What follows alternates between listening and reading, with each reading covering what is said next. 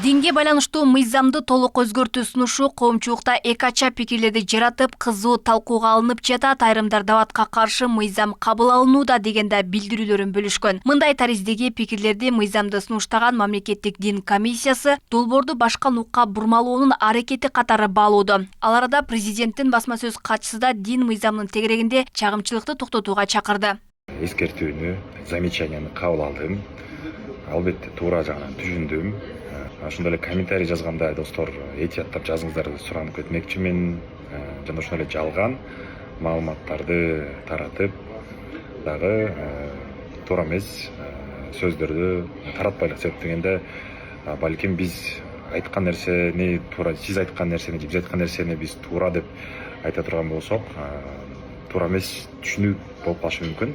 Дин маселеси өтө сезимтал.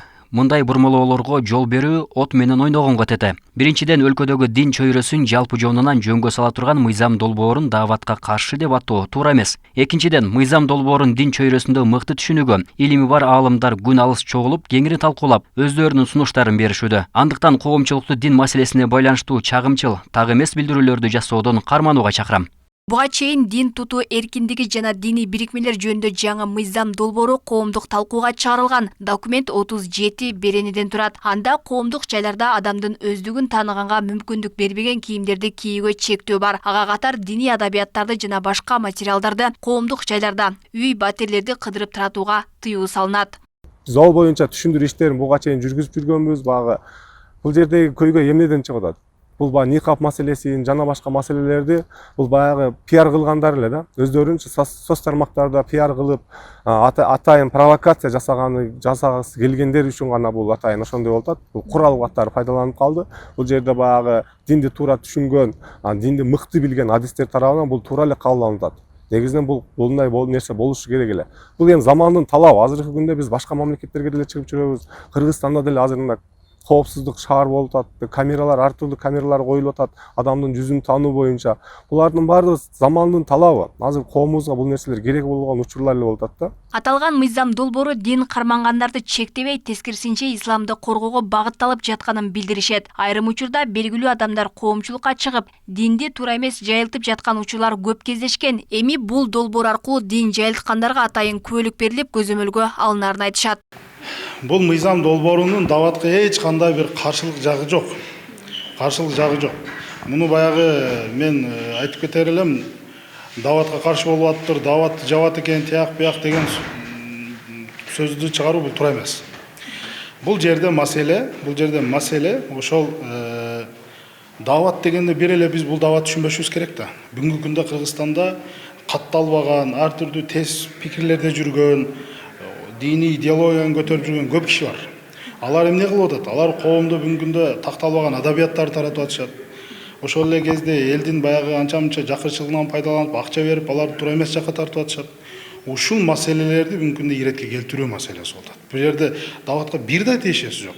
Анан даватты жабат экен, анан жоолукка каршы экен деген сөздөр бул бир гана баягы туура эмес пропаганда кылып аткан айрым биздин коомдогу туура эмес кишилердин эле сөздөрү. Дин тутуу эркиндиги жана диний уюмдары жөнүндө мыйзам 2008-жылы кабыл алынган. Ал азыркы талаптарга жооп бербейт дешет. Мындан улам коомдук талкууга коюлган мыйзамдар пакети сунушталардан мурда бир нече этаптан өткөн. Кийин бул маселеде президент Садыр Жапаровдун төрагалыгында да кеңешме өткөрүлгөн. Натыйжада мыйзам долбоорунун макулдашылган варианты жогорку кеңештин кароосуна киргизиле турган болгон.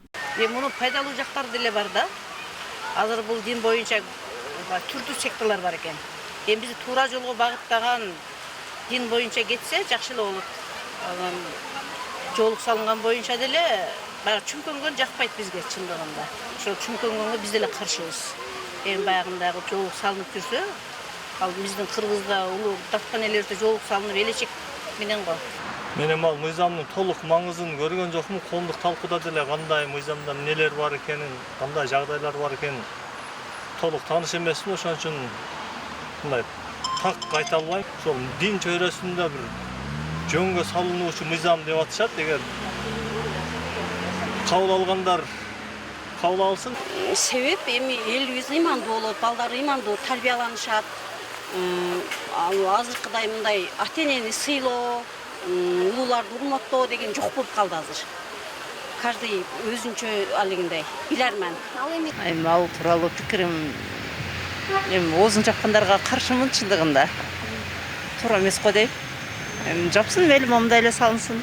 Анан бетин жаап монтип алгандарга каршымын. Сунушталып жаткан мыйзамдар өлкөдөгү бардык диндерге тиешелүү. Аны бир эле диндин өкүлдөрү өзүнө карата кабыл албашы керектиги белгиленүүдө. Учурда жаңы сунушталып жаткан мыйзам долбоору менен кошо иштеп жаткан мыйзамдарга да толуктоолор кирүүдө. Ага ылайык мечиттер диний уюм эмес, диний объект болуп өзгөрөрү жазылган. Кыргызстанда жалпысынан 3,5 миңден ашуун диний уюм каттоодон өткөн. Өлкөдө 2,5 миңден ашуун мечит, 100дөй медресе, 10 ислам институту бар. Алмагүл Эрке, Байгызы, Адилбек Абдакимов, Ош ТВ.